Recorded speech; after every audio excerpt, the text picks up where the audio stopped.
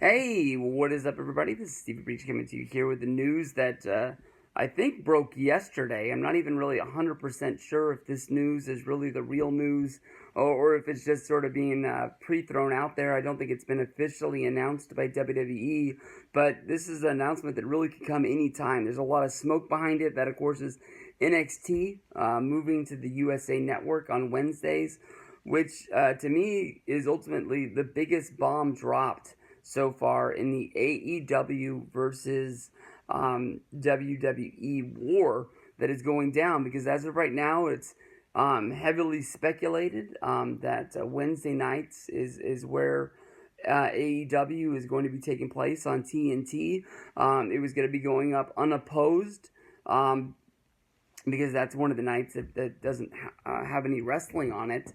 I don't think that basically because of this move, TNT or AEW is going to pull out and move into a different direction, maybe moving the show to Tuesdays or anything like that. But definitely NXT moving to USA. NXT is already an established brand that does come with its fans. By moving its show off of the WWE Network and putting it on cable television, I think that it is putting it more in the forefront, that it's going to make the more casual fan that only has time for Raw or SmackDown to think that this really is something. It's definitely somebody like me who sits on my couch and flips on the NXT pay-per-views once a month or so it is, and basically every time says, "Man, these shows blow anything out of the water. This is going to be better than the pay-per-view that's going to take place on Sunday."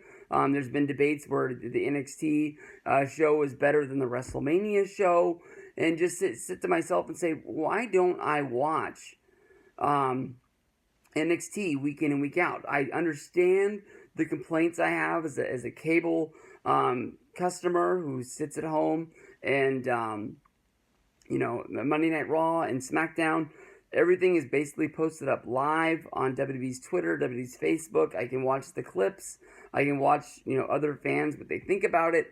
And the show doesn't come on here for 3 more hours. It only shows here on the West Coast time. Back in the day, we used to get USA a West Coast feed and an East Coast feed, and I think Comcast was having to double pay for that, so they just cut us off.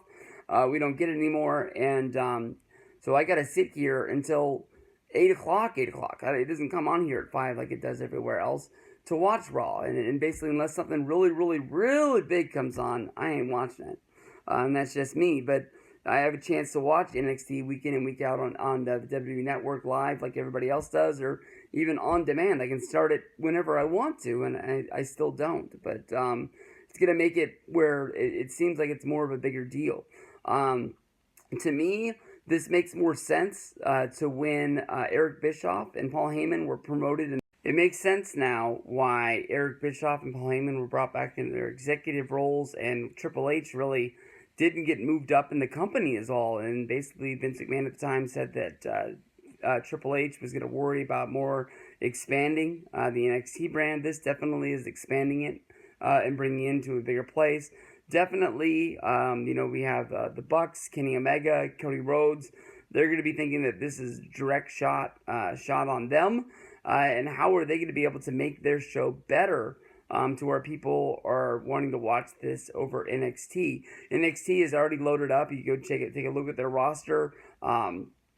They've got a lot of stars that were independent stars that haven't made the main roster yet. Definitely, you could see people like Tyler Breeze as well as Fandango liking being involved in NXT, and you can probably see them using that as a third brand, a lot like they used ECW back in the day, where guys like Mark Henry, Matt Hardy, some of the older veterans would have a place to go because they weren't being used on Raw or SmackDown. You could basically see guys not being used on Raw or SmackDown now getting bumped back to NXT, which at this point really won't look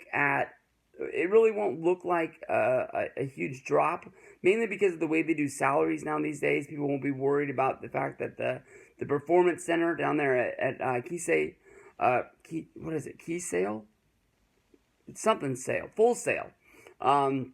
they don't sell tickets there, so it's not like they're not going to be getting a large draw off at the gate or anything like that.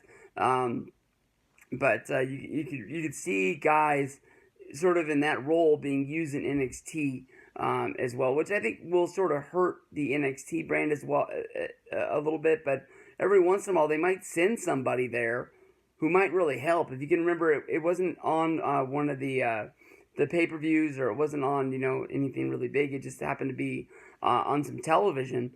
They sent Rob Van Dam down to do a couple series of matches in NXT. It ended up with Rob Van Dam versus Neville.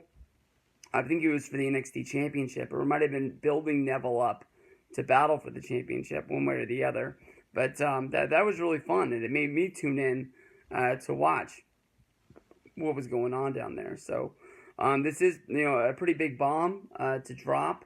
I think that it makes NXT a bigger name in the wrestling business to the fringe fan that might want to check out to see what's going down. My only hope is that they don't make this go live the same night that basically AEW debuts their new show on TNT. But WWE's ruthless. They've been to war before. They know what goes down. They know that there are no rules. And we'll see what they do to throw punches to hurt this company. Because at the same time, me sitting on my couch, I think that, I mean, you might be taking a few dollars away from WWE in the long run.